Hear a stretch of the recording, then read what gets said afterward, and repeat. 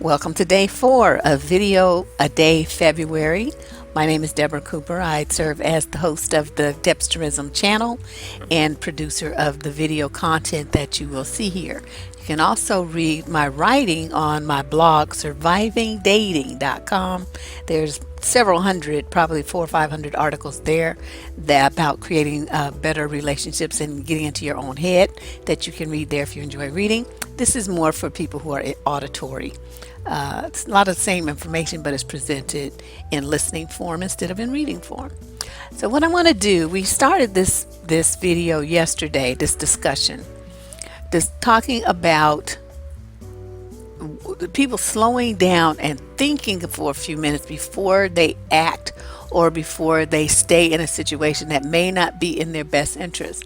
And I proposed that you stop and ask yourself, okay, if I do this, if I say this, if I don't do this, I don't say that, if I go here, I do, stay here, do that, whatever you're going to do, whatever situation applies, that you first ask yourself, and then what? And walk through the analytical step process of figuring out what the possible ramifications and repercussions and problems that you may encounter, as well as the benefits by each possible choice that you could make. I think if more people did this, especially our young people, a lot of the problems and the burdens that they have on themselves would be eliminated overnight, because they would see, hey, I'm headed down a path of stupidity here, and this is not going to give me the results that I want, so I need to make a different choice. And they can do that by themselves, because as parents, we can only go so far. We can teach them about different things and we can teach them how to think, but I'm thinking a lot of parents are even falling down on that job, because from my position as an advice columnist, I see too many young people who do not know how to think. They have no clue. They go by how they feel, and feelings, as we know, are very emotional and somewhat irrational. They don't really take into consideration the problems that you could encounter based on your feelings. So I advocate a lot here that you think instead of focus on what you feel. And if you can combine the two, then that's all the better. But let's pick up where we left off. We went through points 1 through 7 yesterday. If you haven't seen it, it's the video dated February 3rd, and you can check that out. But now we're on to February 4th and the concluding the list of things that I think come up a lot and that people really, I'm using these basically as examples. These are, of course, are not the only things that are ever going to come up in your life where you need to ask yourself, and then what? But these are some issues that come up a lot in my world as a relationship advice columnist. So point number 8. A lot of women will bank on a man's potential. Oh my God, you took too much to heart that thing about supporting a man and being his cheerleader and encouraging him and all this old stuff that you've been taught as a child, or you read in Essence or wherever you picked this stuff up from, Cosmo. And I'm sure you can bank on someone's potential when they're in high school, possibly college, because they haven't really established themselves yet. They're in the process. And even then, you can still see if someone is really headed towards in a direction where they're going to actualize their potential or not. And that seems to be the key that so many women ignore. They don't look at this man's focus, his drive, and his ambition, and his ability to make whatever his potential is that you perceive that he has a reality. You just go by, well, he say this, he say that, he gonna be this, he gonna be that, he trying to do this and that, so I'ma help him. And to me, that's stupid. Okay, so then you look at this dude, you're looking at somebody who's, 30, 35 years old, and he be spending all his money trying to get in the studio to lay down his tracks because he trying to be a rapper. Okay, you know what? That ship has sailed, homie. That ship is sailed. You need to get your behind into a school somewhere and learn a trade, or go back to college, or whatever you're going to do. Actually, at that age, learning a trade is probably a better bet. You'll get out of school sooner and you'll make more money. And you won't be saddled with a bunch of student loans like most college students have. And, you got to look at this guy, what he's doing. What is he actually doing to make these dreams that he claims he has come true?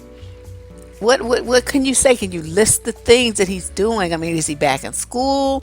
Is he getting a mentor? Is he, in some kind of program? I mean, what is he doing to make it happen besides selling wolf tickets?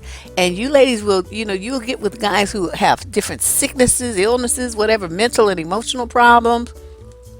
He's a convict. He just slid his behind out of jail. You are you're the ones who they say keep hope alive. That's you. You keep so much hope alive. It's just ridiculous. And these guys, to me, until you see them standing on their own 2 feet and doing something to make their dreams come true themselves, you have no business signing on to help him do anything. Really, I don't help men do shit. But I understand my stance is a little bit harsh, but I don't care. So you who are not as harsh as me, you want to help the dude. And so you will sign on to do these things to assist him to get on his feet and move forward and all this stuff. But he's not really doing anything. He's just a passenger in the wagon, and you the horse in the front pulling the wagon, trying to get him to stand up and do it himself. And he's never going to do it because he doesn't have to, because you're doing it for him. So you need to really look at that. Stop banking on a man's potential. You need to ask yourself, okay, he says he's doing this and that and blah blah blah. If he never does it and he stays exactly like he is, because that's what most of them do, what then? Then what? Then what? What does that mean for me? What does that mean for my wallet? What does that mean for my household? What does that mean for my future? If he never makes the money that he says he's going to be making, he's never a success at this career path that he's pursuing, then what? See, you have to kind of a plan in place. Don't just be going all crazy willy-nilly. I know that's my favorite phrase lately. And just going forward doing crazy stuff with these men and for these men. Stop banking on potential. Look at what he's actually doing. And ask yourself, and then what? So that you make a clear decision in your own best interest about whether you should stay with him or whether you should let him go and find his dream by himself. Okay? So let's move on to number 9.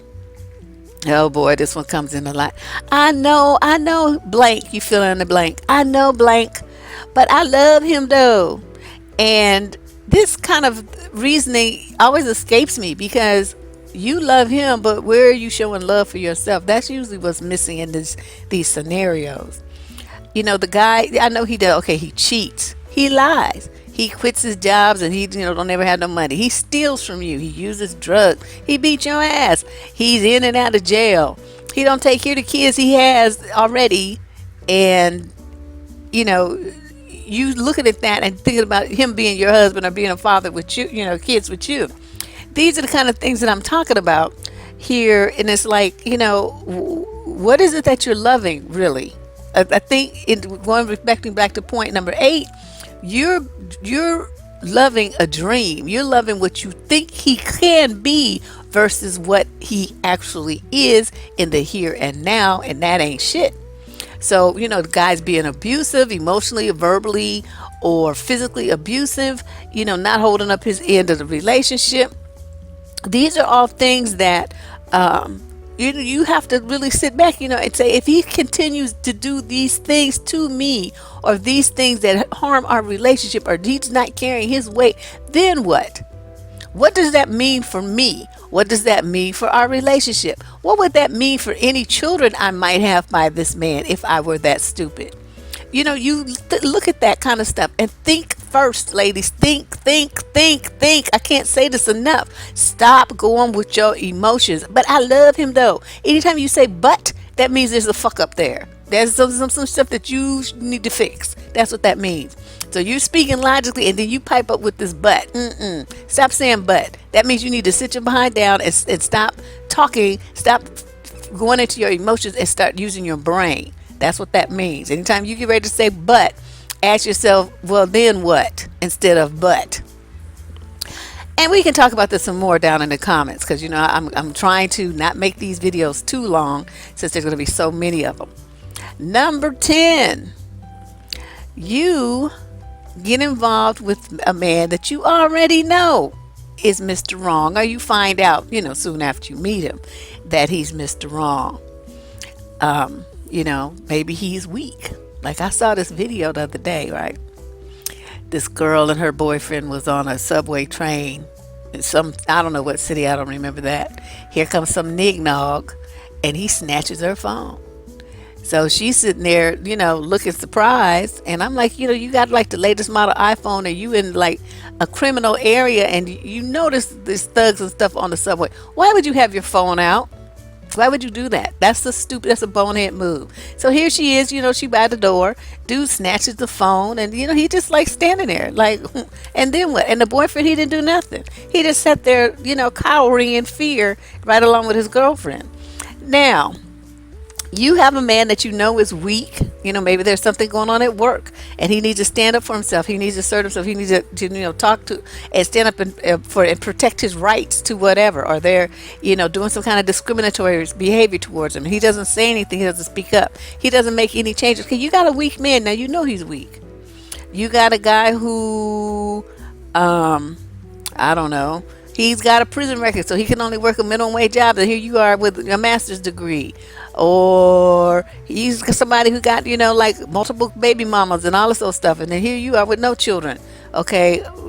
You already know the dude is Mr. Wrong. Okay. He's not the right guy for you. He never will be the right guy for you. And yet you move forward in the relationship anyway. And not once did you stop to ask yourself, and then what? So I do this, then what? So I get with this guy who's got, he can only make $7.50 an hour. Then what? What does that mean for my household, for me, for any future children I might have, or the children that I already have? What does that mean? How's that going to impact us? Is this a smart decision to make? And most of the time, the dude's uneducated. He's silly. He likes to sit around and smoke weed and play video games instead of work. I mean, he's just, disgusting. He is the disgusting type of person for you to want to call a man. But you stay involved with him anyway. And I think a lot of that is because so many of you are afraid of being single. You're afraid of being alone. You think that there's something wrong with that. It makes you come out a social pariah or something. I'm not sure what the deal is. But see, to me, Deb don't like headaches. And a dude like that is a headache. And I can't do that. So, you who can, good luck and bless you and all that old stuff. But this video is primarily for young women to not get on that path and don't set themselves up like that. So stop. You see the guy, you see red flags waving, you see that there's some incompatibility and there's some problematic issues with this man. Stop and ask yourself, if I stay with this guy and these problems, here are happening, then what? What's that going to mean? Okay, let's move on to number 10, number 11. Okay, you want to get married. That's something you have dreamed of since you were a little girl. You want to have a husband. You want to have a family. You don't want to have children out of wedlock, so you want to be married when you have your babies. But you agree to let him move in, or you move into his house. Now, why would you do that? If you want marriage, then you don't play house. And you set yourself up. So, you put yourself in a position where you needed to ask yourself, okay, if I let him move in, if I move into his place, and we're play acting husband and wife, then what? What's that going to mean for me getting my dream? Is he going to want to marry me if he's getting all the benefits of being married with none of the responsibilities, accountability, or legal obligations to me? He's not going to get nothing more from this situation by marrying me than he's already getting right now. This is kind of a twisted version of that why buy the cow if the milk is free thing. But you understand my point. There's no benefit to him to get married. You want to be married. Why are you not focusing on what you want and instead giving him what he wants with some kind of backwoods hope in the back of your mind that he'll see how wonderful it is to live with you and then he'll want to be married? No, that's not how it works. You make them hungry and then they will buy a meal. You see how that works? You don't make yourself so overly accessible to men like that. Now, of course, if you don't want to get married, then fine. Just do that. It's convenient. You save money, all that old stuff.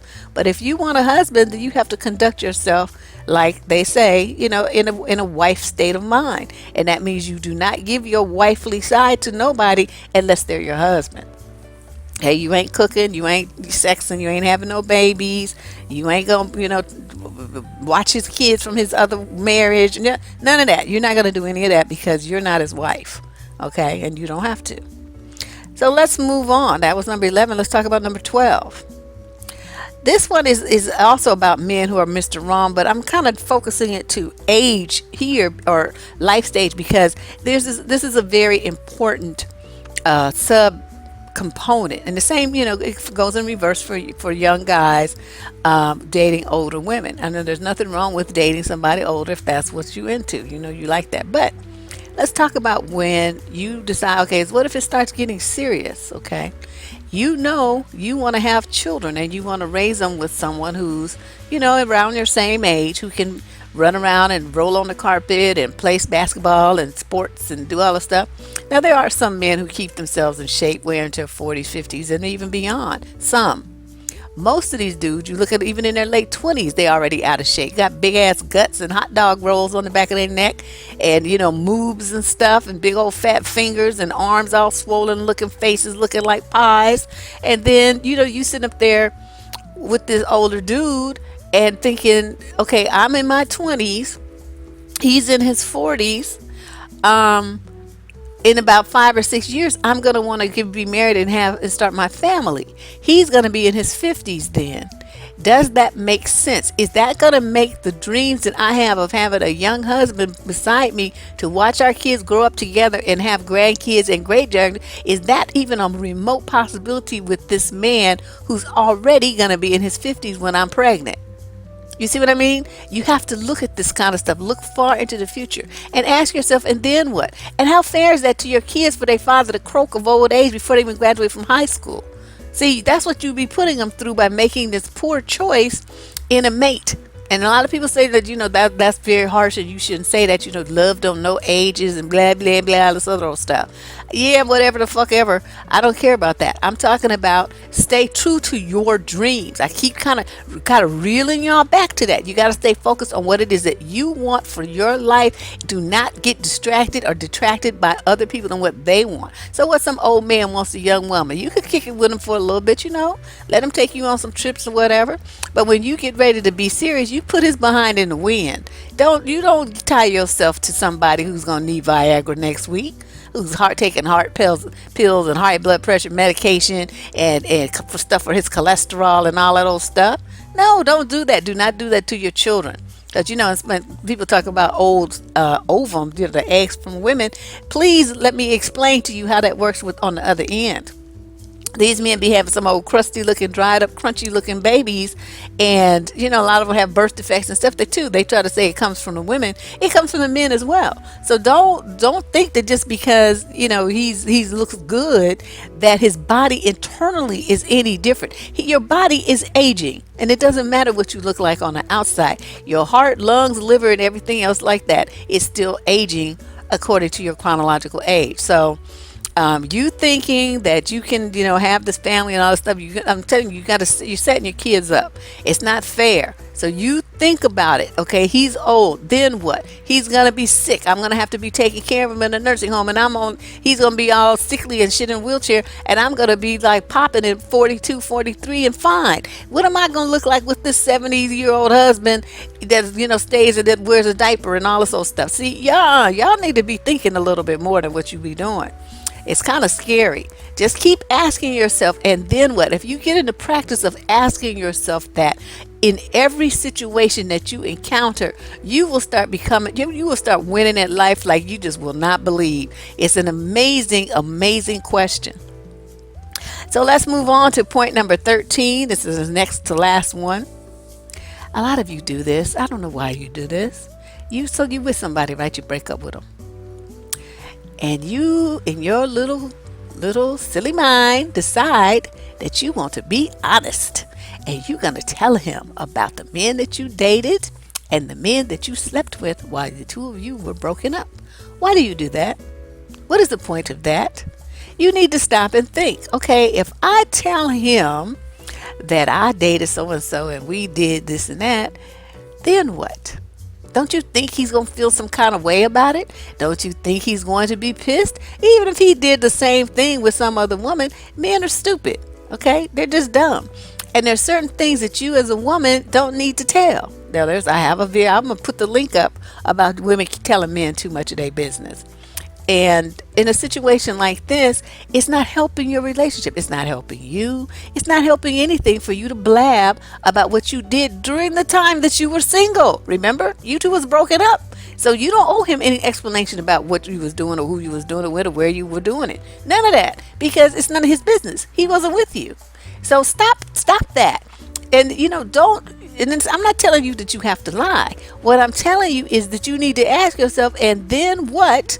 And when you see the big picture there, that it's going to be you opening up a can of worms, then you need to tell him what we did when we were apart is neither one of our business. I'm not going to ask you, and I don't want you asking me. So if you want this relationship to pick up where we left off, we can do that. If you're not comfortable with, the gap in time from when we were separated, then we can do that too. Either way, I'm going to be fine. So, don't worry about me. Worry about yourself. Okay?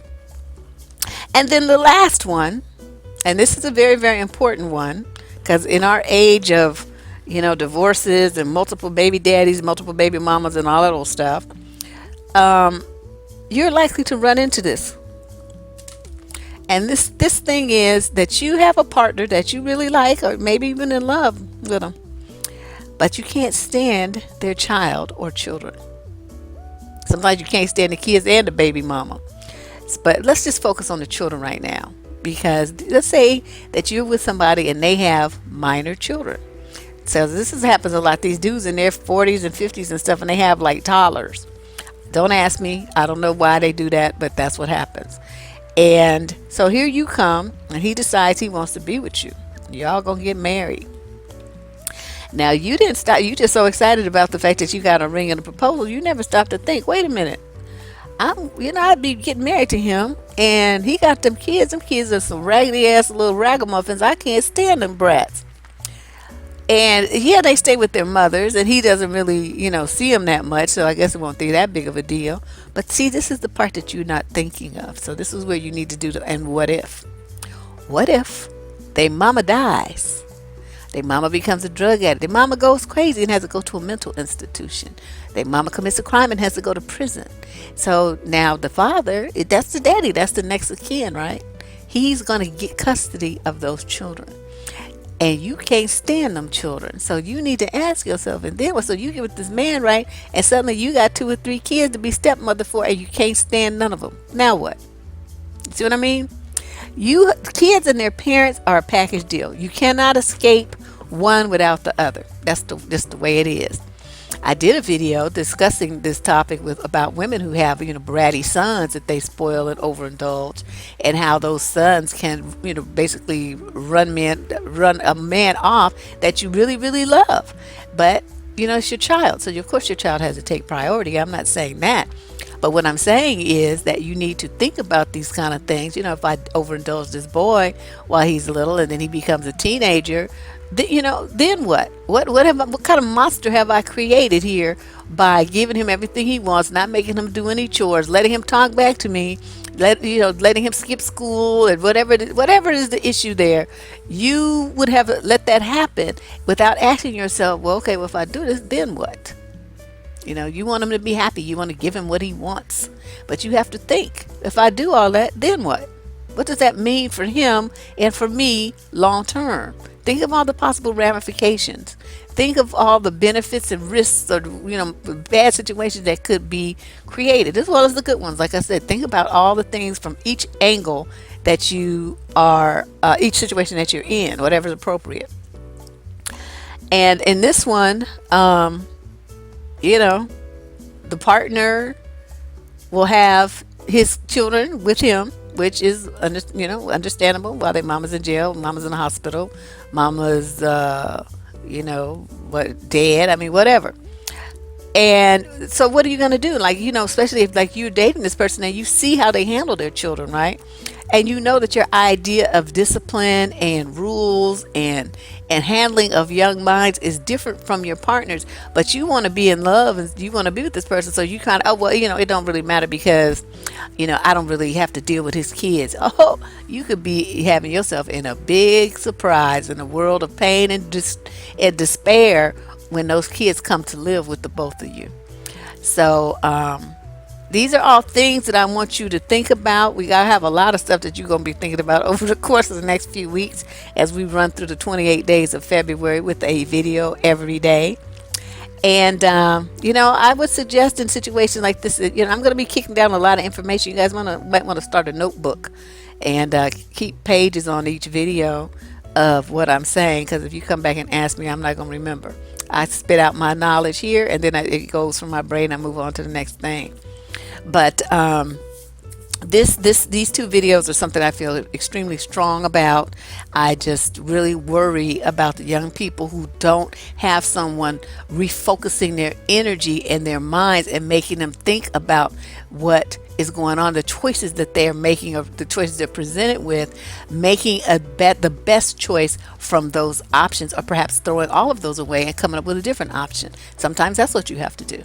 But in every instance where you have a choice to make that's going to take you down a certain path, before you take a step on that road, please ask yourself, and then what? So that you can come out a winner, and everything that happens to you and every choice that you make will be a great one. That's what I want for you. This is Deb Cooper from survivingdating.com signing out. I'll be back with another video tomorrow.